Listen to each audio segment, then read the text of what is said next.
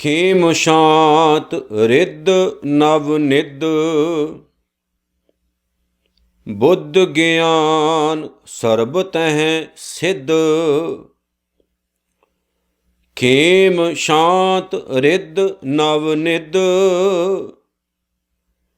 ਬੁੱਧ ਗਿਆਨ ਸਰਬ ਤਹਿ ਸਿੱਧ।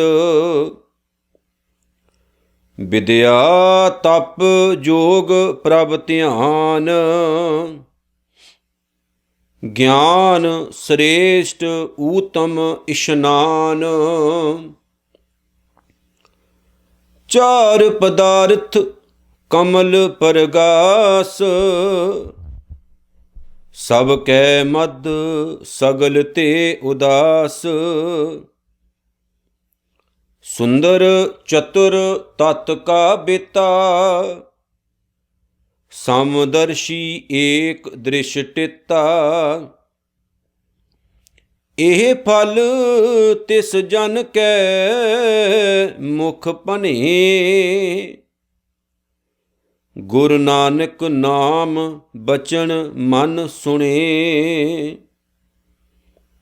ਇਹ ਫਲ ਤਿਸ ਜਨ ਕੈ ਮੁਖ ਭਨੇ, ਗੁਰੂ ਨਾਨਕ ਨਾਮ ਬਚਨ ਮਨ ਸੁਨੇ।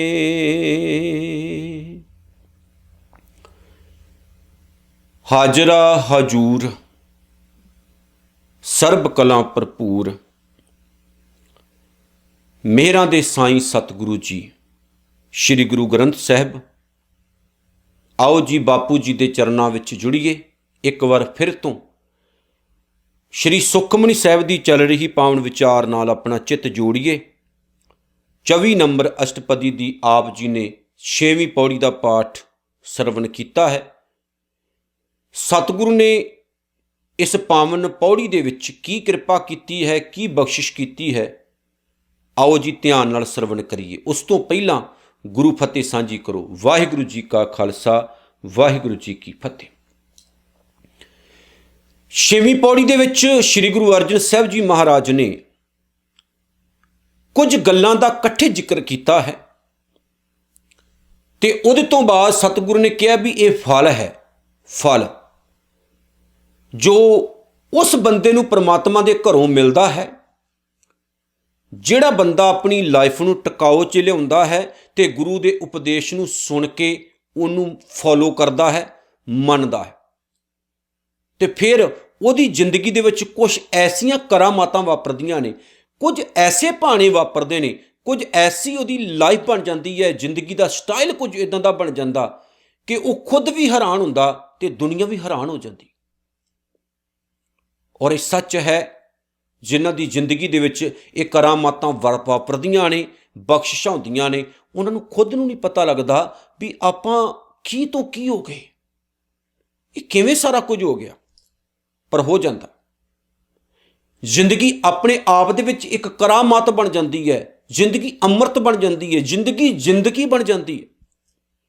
ਜੋ ਪਹਿਲਾਂ ਆਪਾਂ ਨਰਕ ਬਣਾਈ ਹੁੰਦੀ ਹੈ ਨਾ, ਉਹਦੀ ਸੱਚਮੁੱਚ ਸਮਝ ਪੈ ਜਾਂਦੀ। ਫਿਰ ਆ ਜਿਹੜਾ ਸਾਡਾ ਅੰਦਰਲਾ ਘਰ ਹੈ, ਇਹਦੇ ਵਿੱਚ ਆਪਾਂ ਖਲਾਰਾ ਪਾ ਕੇ ਨਹੀਂ ਰੱਖਦੇ, ਫਿਰ ਆਪਾਂ ਇਹਦੇ ਵਿੱਚ ਨਾ ਸਫਾਈ ਕਰਨੀ ਸ਼ੁਰੂ ਕਰ ਦਿੰਦੇ ਹਾਂ, ਜੀਵਨ ਨੂੰ ਸਾਫ਼ ਸੁਥਰਾ ਰੱਖਣਾ ਸ਼ੁਰੂ ਕਰ ਦਿੰਦੇ। ਫਿਰ ਸਾਨੂੰ ਇਹ ਵੀ ਸਮਝ ਲੱਗਦੀ ਆਪਾਂ ਕੀ ਸੋਚਣਾ, ਕੀ ਕਰਨਾ, ਕੀ ਬੋਲਣਾ, ਹਰ ਚੀਜ਼ ਦਾ ਪਤਾ ਹੁੰਦਾ। ਹੁਣ ਆਪਾਂ ਫੋਕਸ ਕਰਨਾ ਉਹਨਾਂ ਗੱਲਾਂ ਵੱਲ ਜੋ ਗੁਰਦੇਵ ਨੇ ਕਹੀਆਂ ਨੇ, ਉਸ ਬੰਦੇ ਦੇ ਪ੍ਰਤੀ ਜਿਹੜਾ ਬੰਦਾ ਆਪਣੇ ਗੁਰੂ ਦੇ ਚਰਨੀ ਧਿਆਨ ਲਗਾਉਂਦਾ ਹੈ। ਫਿਰ ਕਿ ਮੈਂ ਕਹਿ ਦੇਵਾਂ, ਗੁਰੂ ਦੀਆਂ ਗੱਲਾਂ ਸੁਣਦਾ ਹੈ, ਸੁਣ ਕੇ ਫੋਲੋ ਕਰਦਾ ਹੈ, ਮੰਨਦਾ ਹੈ, ਜੋ ਗੁਰੂ ਕਹਿੰਦੇ ਨੇ ਉਹਨਾਂ ਨੂੰ ਮੰਨਦਾ ਹੈ। ਫਿਰ ਜੀਵਨ ਉਹਦਾ ਕਿੱਦਾਂ ਬਦਲਦਾ, ਆਓ ਧਿਆਨ ਨਾਲ ਸੁਣਦੇ ਹਾਂ। ਸਤਿਗੁਰ ਨੇ ਗੱਲ ਕੀਤੀ, ਕਹਿੰਦੇ ਨੇ ਖੇਮ ਸ਼ਾਂਤ ਰਿੱਧ ਨਵ ਨਿਧ। ਖੇਮ ਦਾ ਮਤਲਬ ਹੁੰਦਾ ਹੈ ਇੱਕ ਐਸਾ ਸੁੱਖ ਜਿਹੜਾ ਅਟਲ ਰਹਿੰਦਾ, ਜਿਹੜਾ ਕਦੇ ਵੀ ਖਤਮ ਨਾ ਹੋਵੇ। ਇਹਦੇ ਉੱਤੇ ਆਪਾਂ ਪਹਿਲਾਂ ਵੀ ਗੱਲ ਕਰ ਚੁੱਕੇ ਹਾਂ। ਔਰ ਉਹ ਸੁੱਖ ਪੈਸੇ ਨਾਲ ਨਹੀਂ ਮਿਲਦਾ, ਉਹ ਸੁੱਖ ਦੁਕਾਨਾਂ ਤੋਂ ਨਹੀਂ ਮਿਲਦਾ, ਉਹ ਸੁੱਖ ਬਾਹਰੋਂ ਨਹੀਂ ਮਿਲਦਾ। ਉਹ ਸੁੱਖ ਹੈ ਸਦੀਵੀ ਸੁੱਖ, ਉਹ ਸੁੱਖ ਹੈ ਪ੍ਰਮਾਤਮਾ ਦੇ ਨਾਮ ਦਾ ਆਤਮਿਕ ਆਨੰਦ, ਜਿਹੜਾ ਕਦੇ ਖਤਮ ਨਾ ਹੋਵੇ, ਜਿਹੜਾ ਹਮੇਸ਼ਾ ਰਵੇ, ਹਮੇਸ਼ਾ। ਉਹ ਬੰਦਾ ਇੱਕ ਐਸੇ ਸੁੱਖ ਨੂੰ ਪ੍ਰਾਪਤ ਕਰਦਾ ਹੈ ਜਿਹੜਾ ਸੁੱਖ ਹਮੇਸ਼ਾ ਰਹਿੰਦਾ। ਨੀਹਾਂ ਵਿੱਚ ਚਿਣੇ ਜਾ ਰਹੇ ਨੇ ਦੋ ਛੋਟੇ ਛੋਟੇ ਬੱਚੇ। ਉਹਨਾਂ ਦੇ ਸਾਹਮਣੇ ਕਾਜੀ ਖੜਾ ਹੋ ਗਿਆ, ਹੱਥ ਦੇ ਵਿੱਚ ਉਹਦੀ ਫਤਵਾ ਹੈ ਤੇ ਸ਼ਾਇਦ ਕੁਰਾਨ ਸ਼ਰੀਫ ਵੀ ਹੈ। ਨਾਲ ਖੜਾ ਹੋ ਗਿਆ ਸੁੱਚਾ ਆਨੰਦ, ਨਾਲ ਖੜਾ ਹੋ ਗਿਆ ਵਜ਼ੀਰ ਖਾਂ ਤੇ ਉਹਦੇ ਕਰਿੰਦੇ। 5-10 ਸਾਲ ਦੀਆਂ ਜਿੰਦਾਂ, ਬਹੁਤ ਛੋਟੀਆਂ ਛੋਟੀਆਂ ਜਿੰਦਾਂ, ਇੱਕ 7 ਸਾਲ, ਇੱਕ 9 ਸਾਲ, ਛੋਟੇ ਛੋਟੇ ਨਿੱਕੇ ਨਿੱਕੇ ਜਿਹੇ ਬੱਚੇ। ਉਹਨਾਂ ਦੇ ਸਾਹਮਣੇ ਇਹ ਕਿਹਾ ਜਾਂਦਾ ਕਿ ਬੱਚਿਓ, ਤੁਸੀਂ ਬਾਗੀ ਦੇ ਪੁੱਤੋਂ ਤੇ ਬਾਗੀ ਗੁਰੂ ਗੋਬਿੰਦ ਸਿੰਘ ਹੈ, ਇਸ ਲਈ ਤੁਹਾਨੂੰ ਸਜ਼ਾ ਦਿੱਤੀ ਜਾ ਰਹੀ ਹੈ। ਤੁਹਾਡਾ ਕੋਈ ਕਸੂਰ ਨਹੀਂ, ਤੁਹਾਡੇ ਪਿਤਾ ਦਾ ਕਸੂਰ ਹੈ। ਤੇ ਬੱਚੇ ਕਹਿੰਦੇ ਸਾਡਾ ਪਿਤਾ ਬਾਗੀ ਨਹੀਂ ਹੈ, ਉਹ ਸੂਰਬੀਰ ਹੈ, ਸੱਚ ਦਾ ਸਾਥ ਦੇਣ ਵਾਲੇ ਨੇ, ਤੇ ਤੁਸੀਂ ਗਲਤ ਹੋ, ਇਸ ਲਈ ਤੁਸੀਂ ਉਹਨਾਂ ਨੂੰ ਵੀ ਗਲਤ ਠਹਿਰਾਉਣ ਦਾ ਯਤਨ ਕਰਦੇ ਹੋ। ਉਹ ਕਹਿੰਦੇ ਤੁਹਾਨੂੰ ਆਪਾਂ ਨੀਹਾਂ 'ਚ ਨਹੀਂ ਚਿਣਾਂਗੇ, ਤੁਹਾਨੂੰ ਆਪਾਂ ਛੱਡ ਦੇਵਾਂਗੇ, ਲੇਕਿਨ ਤੁਸੀਂ ਸਾਡੀਆਂ ਕੁਝ ਗੱਲਾਂ ਮੰਨ ਲਓ, ਤੁਸੀਂ ਇਸਲਾਮ 'ਚ ਆ ਜਾਓ, ਤੁਹਾਨੂੰ ਸਭ ਕੁਝ ਜੋ ਮਿਲੇਗਾ ਜੋ ਤੁਸੀਂ ਕਦੇ ਵੀ ਨਹੀਂ ਪ੍ਰਾਪਤ ਕੀਤਾ ਹੋਵੇਗਾ। ਇਹ ਨਿੱਕੇ ਨਿੱਕੇ ਸੁੱਖਾਂ ਦੇ ਬਾਰੇ ਉਹਨਾਂ ਬੱਚਿਆਂ ਨੂੰ ਵੀ ਪਤਾ ਹੈ, ਜਿਹੜੇ ਗੁਰੂ ਗੋਬਿੰਦ ਸਿੰਘ ਮਹਾਰਾਜ ਦਾ ਖੂਨ ਹੈ, ਉਹਨਾਂ ਨੂੰ ਵੀ ਪਤਾ ਇਹਨਾਂ ਸੁੱਖਾਂ ਦਾ। ਉਹ ਕਹਿੰਦੇ ਨੇ ਕਿਹੜੇ ਸੁੱਖਾਂ ਦੀ ਗੱਲ ਕਰਦੇ ਹੋ? ਤੁਹਾਨੂੰ ਜੀ ਵੱਡੇ ਜਦੋਂ ਹੋਵੋਗੇ ਤੁਹਾਨੂੰ ਰਾਜ ਮਹਿਲ ਦਿੱਤੇ ਜਾਣਗੇ, ਤੁਹਾਡੇ ਵਿਆਹ ਸ਼ਹਿਜ਼ਾਦੀਆਂ ਨਾਲ ਹੋਣਗੇ, ਤੁਹਾਡੇ ਸਾਹਮਣੇ ਨੌਕਰ ਚਾਕਰ ਹੋਣਗੇ, ਤੁਸੀਂ ਜਗੀਰਾਂ ਦੇ ਮਾਲਕ ਹੋਵੋਗੇ, ਤੁਸੀਂ ਸ਼ਾਨੋ ਸ਼ੌਕਤ ਨਾਲ ਜੀਓਗੇ। ਆਹ ਸੁੱਖਾਂ ਦੀ ਗੱਲ ਕਰਦੇ ਹੋ? ਪਰ ਇਹ ਸੁੱਖ ਸਾਨੂੰ ਨਹੀਂ ਚਾਹੀਦੇ ਨੇ। ਜੋ ਸੁੱਖ ਕਹੋ ਚਾਹੇ ਸਦਾ, ਸ਼ਰਨ ਰਾਮ ਕੀ ਲੈ। ਸਾਡੇ ਪਿਤਾ ਦੇ ਪਿਤਾ ਨੇ ਗੱਲ ਕਹੀ ਹੈ, ਸਾਡੇ ਦਾਦੇ ਨੇ। ਸਾਡਾ ਦਾਦਾ ਗੁਰੂ ਤੇਗ ਬਹਾਦਰ ਹੈ ਤੇ ਸਾਡੇ ਦਾਦੇ ਗੁਰੂ ਤੇਗ ਬਹਾਦਰ ਨੇ ਕਿਹਾ ਹੈ, ਜੋ ਸੁੱਖ ਕਹੋ ਚਾਹੇ ਸਦਾ। ਜੇ ਤੂੰ ਚਾਹੁੰਦਾ ਕਿ ਤੈਨੂੰ ਇੱਕ ਐਸਾ ਸੁੱਖ ਮਿਲੇ ਜਿਹੜਾ ਸਦੀਵ ਰਹੇ, ਜਿਹੜਾ ਕਦੇ ਵੀ ਖਤਮ ਨਾ ਹੋਵੇ, ਤਾਂ ਤੂੰ ਸ਼ਰਨ ਰਾਮ ਕੀ ਲੈ, ਤੇ ਤੂੰ ਰੱਬ ਦੇ ਕੋਲ ਜਾ, ਰੱਬ ਦੀ ਹਜ਼ੂਰੀ 'ਚ ਪੈ, ਰੱਬ ਦੀ ਸ਼ਰਨ ਵਿੱਚ ਪੈ, ਡਿੱਗ ਪੈ, ਜੀਵਨ ਕੁਰਬਾਨ ਕਰ ਦੇ, ਜੀਵਨ ਕੁਰਬਾਨ ਕਰ ਦੇ। ਮਹਾਤਮਾ ਬੁੱਧ ਨੂੰ ਅਖੀਰ ਦੇ ਟਾਈਮ ਇਹ ਗੱਲ ਸਮਝ ਆਈ ਸੀ ਕਿ ਜਦੋਂ ਉਹਨਾਂ ਦਾ ਸਰੀਰ ਬਹੁਤ ਕਮਜ਼ੋਰ ਹੋ ਗਿਆ, ਖਾਣਾ ਪਾਣੀ ਛੱਡ ਚੁੱਕੇ ਸਨ, ਸਰੀਰ ਬਹੁਤ ਕਮਜ਼ੋਰ ਹੋ ਗਿਆ, ਤੇ ਇੱਕ ਨਦੀ ਜਿਹੜੀ ਸੀ ਉਹਦੇ 'ਚ ਉਹਨਾਂ ਨੇ ਪੈਰ ਰੱਖਿਆ, ਥੋੜ੍ਹਾ ਜਿਹਾ ਪਾਣੀ ਸੀ, ਉਹ ਨਦੀ ਉਹਨੂੰ ਵਹਾ ਕੇ ਮਹਾਤਮਾ ਜੀ ਨੂੰ ਲੈ ਗਈ। ਉਹਨਾਂ ਨੇ ਇੱਕ ਬੜੀ ਵਧੀਆ ਥਿੰਕ ਗੱਲ ਕੀਤੀ ਕਿ ਆਪਣੇ ਆਪ ਨੂੰ ਸਮਰਪਣ ਕਰ ਦਿਓ, ਜਿੱਥੇ ਮਰਜ਼ੀ ਲੈ ਜਾਂਦਾ ਪਾਣੀ। ਤੇ ਜੇ ਰੱਬ ਨੂੰ ਸਮਰਪਣ ਕਰ ਦਿੱਤਾ ਜਾਵੇ ਤੇ ਰੱਬ ਕਿੰਨਾ ਕੁਝ ਦੇ ਦਿੰਦਾ ਬੰਦੇ ਨੂੰ। ਜੇ ਤੂੰ ਰਾਮ ਸ਼ਰਨ ਚਲਾ ਜਾਏਗਾ, ਵਾਹਿਗੁਰੂ ਦੀ ਸ਼ਰਨ ਵਿੱਚ ਜਾਏਗਾ, ਤੇ ਤੇਰੀ ਜ਼ਿੰਦਗੀ ਸਫਲ ਹੋ ਜਾਏਗੀ। ਜੋ ਸੁੱਖ ਕਹੋ ਚਾਹੇ ਸਦਾ, ਸ਼ਰਨ ਰਾਮ ਕੀ ਲੈ। ਤੇ ਜਿਹੜਾ ਉਹ ਸੁੱਖ ਹੈ ਉਹ ਸਦੀਵ ਹੈ, ਤੇ ਤੁਸੀਂ ਸਾਨੂੰ ਲਾਲਚ ਦਿੰਦੇ ਹੋ। ਮੈਂ ਕਹਿੰਦਾ ਉਹ ਛੋਟੇ ਛੋਟੇ ਬੱਚੇ ਇੰਨਾ ਕੁਝ ਸਾਨੂੰ ਸਿਖਾ ਗਏ ਕਿ ਰਹਿੰਦੀ ਸਦੀਆਂ ਤੱਕ ਉਹ ਗੱਲਾਂ ਨਹੀਂ ਭੁੱਲਣੀਆਂ। ਨੀਹਾਂ 'ਚ ਚਿਣੇ ਗਏ, ਕਸ਼ਟ ਉਹਨਾਂ ਨੇ ਸਹੇ, ਦੁੱਖ ਉਹਨਾਂ ਨੇ ਸਹੇ, ਖੂਨ ਆਪਣਾ ਡੋਲ ਗਏ, ਤੇ ਸ਼ਾਇਦ ਇਹੋ ਕਾਰਨ ਕਿ ਅੱਜ ਅਸੀਂ ਦਸਤਾਰਾਂ ਵਾਲੇ ਮਾਣ ਨਾਲ ਜੀਉ ਰਹੇ। ਤੇ ਅੱਜ ਆਪਾਂ ਨਿੱਕੇ ਨਿੱਕੇ ਸੁੱਖਾਂ ਦੀ ਖਾਤਰ, ਕਿ ਇੱਕ ਮੁੰਡਾ ਇੱਕ ਕੁੜੀ ਨੂੰ ਪਿਆਰ ਕਰਦਾ, ਕੁੜੀ ਕਹਿੰਦੀ ਹੈ ਮੈਂ ਤੇਰੇ ਨਾਲ ਤਦ ਰਹਿਣਾ ਜੇਕਰ ਤੂੰ ਆ ਦਸਤਾਰ ਲਾ ਕੇ ਵਾਲ ਕਟਾ ਲਾ, ਦਾੜੀ ਕਟਾ ਲਾ, ਕਿਉਂਕਿ ਮੈਨੂੰ ਤੇਰੇ ਮੂੰਹ ਤੇ ਦਾੜੀ ਚੰਗੀ ਨਹੀਂ ਲੱਗਦੀ, ਤੂੰ ਵੱਡੀ ਉਮਰ ਦਾ ਲੱਗਦਾ, ਕੀ ਗਿਆਨੀ ਬਣਿਆ, ਕੀ ਤੂੰ ਬਾਬਾ ਬਣਿਆ, ਤੇ ਫਿਰ ਮੈਂ ਨਾ ਤੇਰੇ ਨਾਲ ਰਹਿਣਾ ਲਾਇਕ ਕਰਾਂਗੀ, ਫਿਰ ਤੂੰ ਮੇਰਾ ਕੁਛ ਬਣ ਸਕਦਾ, ਨਹੀਂ ਤਾਂ ਛੱਡ ਦੇ ਤੂੰ ਮੈਨੂੰ, ਮੈਂ ਤੇਰੇ ਨਾਲ ਕਦੇ ਨਹੀਂ ਰਹਿ ਸਕਦੀ। ਇੱਕ ਛੋਟੇ ਜਿਹੇ ਸੁੱਖ ਦੀ ਖਾਤਰ ਅਸੀਂ ਆਪਣੀ ਦਾੜੀ ਕਟਾ ਦਿੰਨੇ, ਆਪਣੇ ਕੇਸ ਕਟਾ ਦਿੰਨੇ ਆ, ਉਸ ਚੀਜ਼ ਨੂੰ ਤਲਾਂਜਲੀ ਦੇ ਦਿੰਨੇ ਆ ਜੋ ਸਾਡੇ ਪੁਰਖਾਂ ਨੇ, ਸਾਡੇ ਬਾਬਿਆਂ ਨੇ ਸਾਨੂੰ ਦਿੱਤੀ ਹੈ। ਦੇਖੋ, ਛੋਟੇ ਛੋਟੇ ਸੁੱਖਾਂ ਦੀ ਖਾਤਰ ਅਸੀਂ ਕਿਹੜੇ ਦਲਦਲ ਵਿੱਚ ਜਾ ਕੇ ਡਿੱਗ ਪੈਂਦੇ ਹਾਂ, ਸਾਨੂੰ ਖੁਦ ਨਹੀਂ ਪਤਾ ਲੱਗਦਾ, ਖੁਦ ਨਹੀਂ। ਇੱਕ ਚੰਗੀ ਭਲੀ ਔਰਤ, ਉਹਦੇ ਆਪਣੇ ਬੱਚੇ ਨੇ, ਉਹਦਾ ਆਪਣਾ ਇੱਕ ਪਤੀ ਹੈ, ਤਾਂ ਉਹ ਕਰਦੀ ਕੀ ਹੈ, ਇੱਕ ਛੋਟੇ ਜਿਹੇ ਸੁੱਖ ਦੀ ਖਾਤਰ ਆਪਣੇ ਬੱਚਿਆਂ ਨੂੰ ਆਪਣੇ ਹੱਥੀਂ ਮਾਰ ਦਿੰਦੀ ਹੈ। ਕਈ ਵਾਰ ਨਿਊਜ਼ਾਂ ਇੱਦਾਂ ਦੀਆਂ ਆਉਂਦੀਆਂ ਕਿ ਧੀਆਂ ਕੁੜੀਆਂ ਜਿਹੜੀਆਂ ਨੇ ਛੋਟੇ ਛੋਟੇ ਸੁੱਖਾਂ ਦੀ ਖਾਤਰ, ਜਿਸਮਾਨੀ ਸੁੱਖਾਂ ਦੀ ਖਾਤਰ ਆਪਣੇ ਮਾਂ ਬਾਪ ਨੂੰ ਦਵਾਈਆਂ ਪਿਲਾਉਂਦੀਆਂ ਰਹਿੰਦੀਆਂ ਨੇ, ਉਹ ਵਿਚਾਰੇ ਸੁੱਤੇ ਰਹਿੰਦੇ ਐ, ਤੇ ਦੂਸਰੇ ਪਾਸੇ ਛੋਟੇ ਛੋਟੇ ਸੁੱਖਾਂ ਦੀ ਖਾਤਰ ਅਸੀਂ ਆਪਣੇ ਪਰਿਵਾਰਾਂ ਨਾਲ ਆਤਮਘਾਤ ਕਰਦੇ ਹਾਂ। ਇਹ ਮੇਰਾ ਵਿਸ਼ਾ ਨਹੀਂ ਹੈ, ਪਰ ਮੈਂ ਸਿਰਫ ਇਸ ਗੱਲ ਵੱਲ ਆਉਣ ਲੱਗਾ ਕਿ ਇਹ ਸੁੱਖ ਨਹੀਂ ਹੈ, ਇਹ ਖੁਦ ਨੂੰ ਧੋਖਾ ਦੇਣ ਵਾਲੀ ਗੱਲ ਹੈ। ਸਮਝੋ, ਜ਼ਿੰਦਗੀ ਸਹੀ ਤਰੀਕੇ ਨਾਲ ਜੀਓ, ਗੁਰੂ ਨੂੰ ਕਦੇ ਵੀ ਛੱਡੋ ਨਾ, ਗੁਰੂ ਦੇ ਵੱਲ ਮੂੰਹ ਕਰਕੇ ਰੱਖੋ। ਜ਼ਿੰਦਗੀ ਤੁਹਾਡੀ ਸੌਖੀ ਹੋਏਗੀ, ਤੁਹਾਡੇ ਬੱਚੇ ਵੀ ਠੀਕ ਰਹਿਣਗੇ। ਪਰ ਜੇਕਰ ਤੁਸੀਂ ਆਪ ਕੁਹਾੜਾ ਆਪਣੇ ਪੈਰੀ ਮਾਰ ਰਹੇ ਹੋ ਤੇ ਤੁਹਾਨੂੰ ਕੋਈ ਨਹੀਂ ਬਚਾ ਸਕਦਾ। ਇਹ ਗੱਲ ਮੇਰੀ ਪੱਲੇ ਬੰਨ੍ਹ ਲਿਓ। ਔਰ ਐਸਾ ਸੁੱਖ ਲਾਈਫ 'ਚ ਆਏਗਾ ਜਿਹੜਾ ਕਦੇ ਵੀ ਖਤਮ ਨਹੀਂ ਹੋਏਗਾ।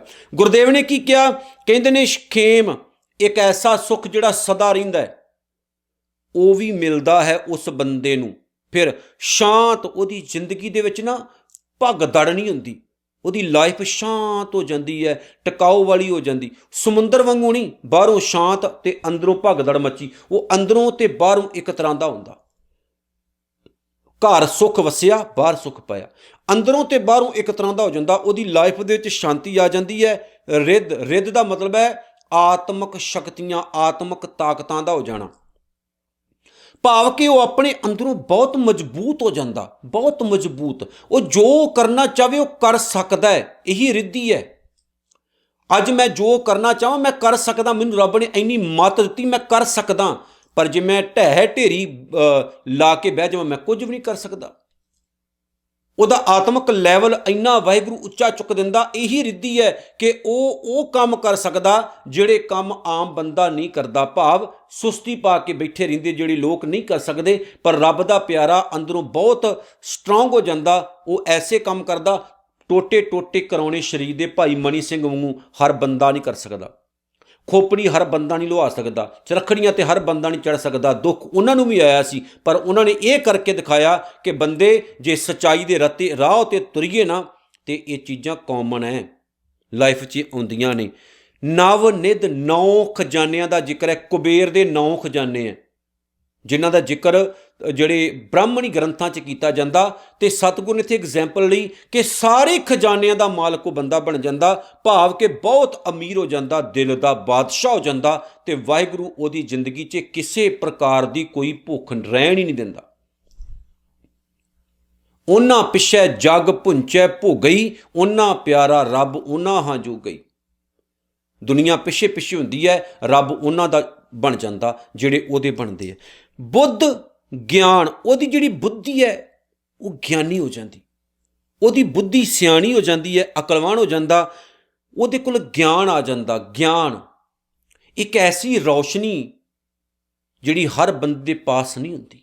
ਸਮਝ ਵਾਲਾ ਹੋਣਾ ਬਹੁਤ ਜ਼ਰੂਰੀ। ਉਹਨੂੰ ਸਮਝ ਆ ਜਾਂਦੀ ਹੈ ਚੰਗਾ ਕੀ ਮਾੜਾ ਕੀ, ਹਰ ਚੀਜ਼ ਦੀ, ਮੈਂ ਕਹਿ ਦੇਵਾਂ ਐਵਰੀਥਿੰਗ, ਹਰ ਚੀਜ਼ ਦੀ ਉਹਨੂੰ ਸਮਝ ਆ ਜਾਂਦੀ ਹੈ। ਸਰਬ ਤਹਿ ਸਿੱਧ, ਤੇ ਬਹੁਤ ਸਾਰੀਆਂ ਕਰਾਮਾਤਾਂ ਦਾ ਉਹ ਮਾਲਕ ਹੋ ਜਾਂਦਾ। ਇਹਦਾ ਮਤਲਬ ਹੈ ਕਰਾਮਾਤ ਉਹ ਕੰਮ ਜਿਹੜੇ ਆਸਾਨ ਨਾ ਹੋਣ ਪਰ ਕਰ ਸਕੀਏ, ਉਹ ਕੰਮ ਜਿਹੜੇ ਆਸਾਨ ਨਾ ਹੋਣ ਕਰ ਸਕੀਏ, ਉਹਨੂੰ ਕਰਾਮਾਤ ਕਹਿੰਦੇ।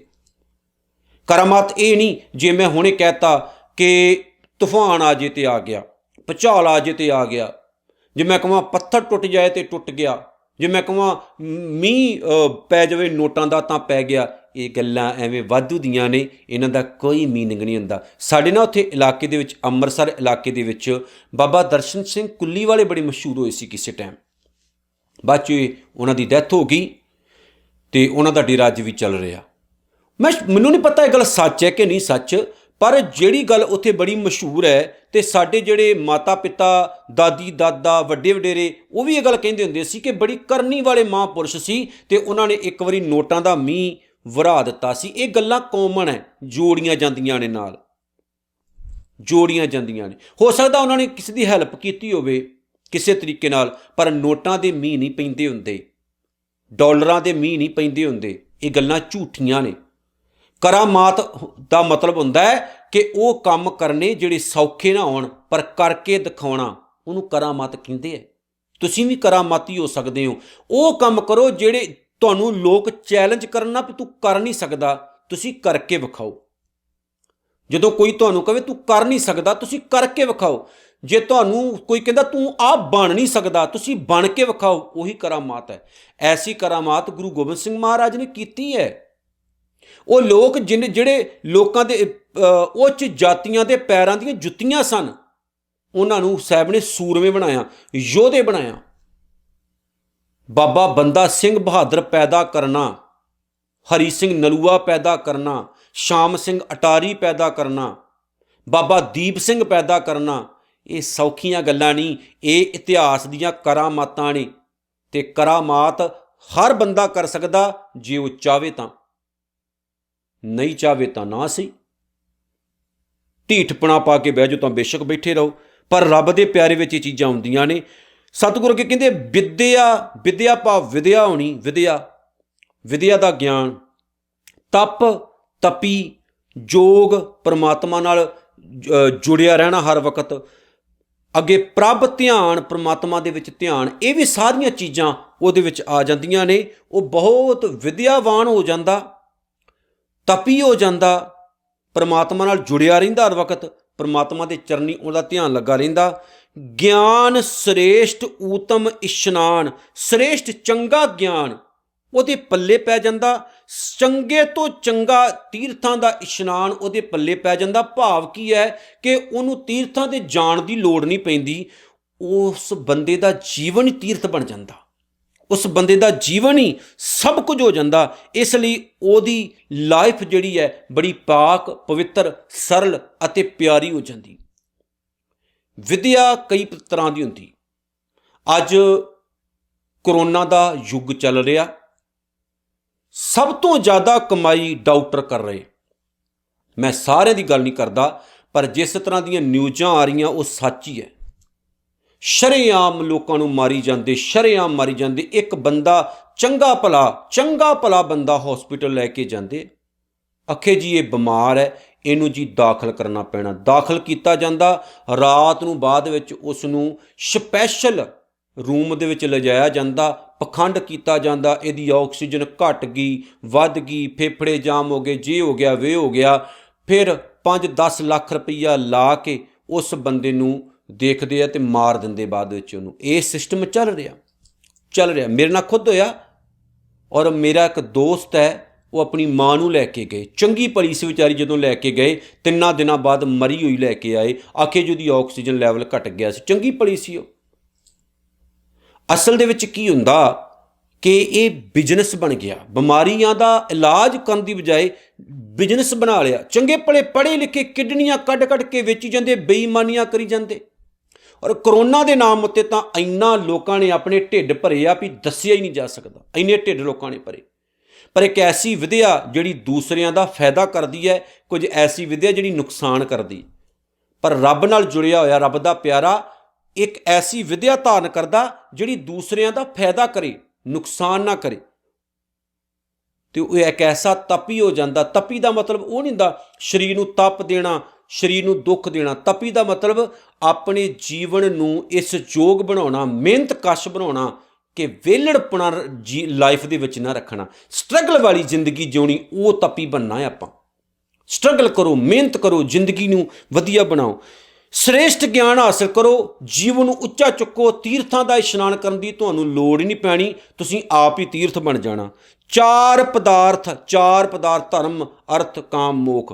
ਧਰਮ ਰਿਲੀਜਨ, ਅਰਥ ਪੈਸਾ, ਕਾਮ ਕਾਮਨਾਵਾਂ ਇੱਛਾਵਾਂ, ਮੋਖ ਮੁਕਤੀ। ਇਹ 4 ਚੀਜ਼ਾਂ ਨੇ, 4 ਪਦਾਰਥ ਕਿਹਾ ਜਾਂਦਾ ਇਹਨੂੰ, ਜਿਨ੍ਹਾਂ ਦੀ ਬਹੁਤ ਅਹਿਮੀਅਤ ਹੈ।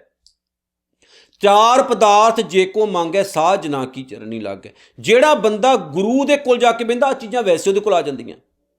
ਸਤਿਗੁਰ ਕਹਿੰਦੇ ਨੇ ਉਸ ਬੰਦੇ ਨੂੰ ਕਿਸੇ ਪ੍ਰਕਾਰ ਦੀ ਭੁੱਖ ਨਹੀਂ ਰਹਿੰਦੀ, ਧਰਮੀ ਵੀ ਹੋ ਜਾਂਦਾ। ਉਹ ਕਾਮਨਾਵਾਂ ਉਹਦੀਆਂ ਵਾਹਿਗੁਰੂ ਸਾਰੀਆਂ ਪੂਰੀਆਂ ਕਰ ਦਿੰਦਾ। ਅਰਥ ਪੈਸੇ ਦੀ ਉਹਨੂੰ ਕੋਈ ਭੁੱਖ ਨਹੀਂ ਰਹਿੰਦੀ ਹੈ ਕਿਸੇ ਤਰ੍ਹਾਂ ਦੀ।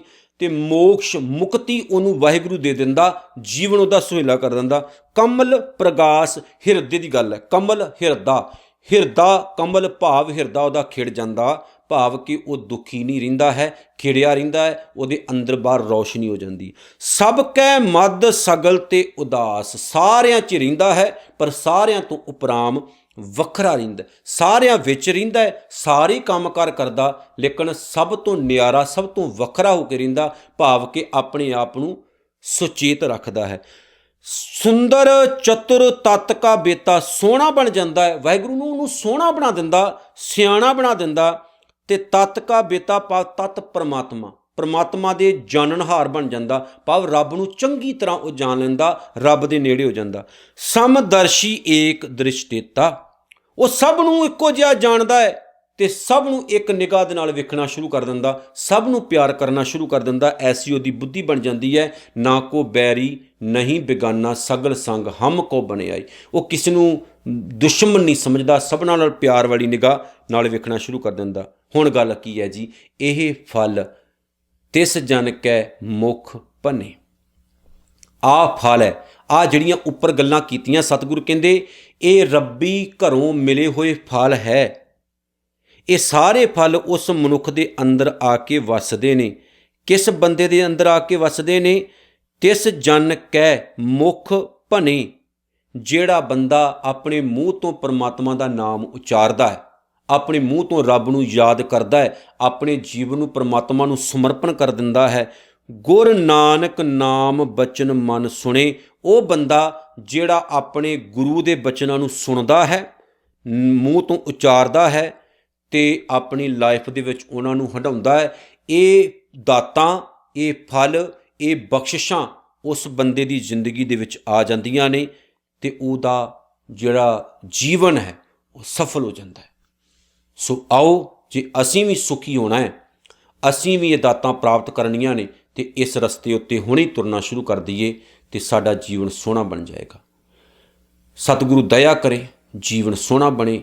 ਨਾਨਕ ਨਾਮ ਚੜ੍ਹਦੀ ਕਲਾ, ਤੇਰੇ ਪਾਣੀ ਸਰਬੱਤ ਦਾ ਭਲਾ, ਭੁੱਲ ਚੁੱਕ ਦੀ ਖਿਮਾ। ਵਾਹਿਗੁਰੂ ਜੀ ਕਾ ਖਾਲਸਾ, ਵਾਹਿਗੁਰੂ ਜੀ ਕੀ ਫਤਿਹ।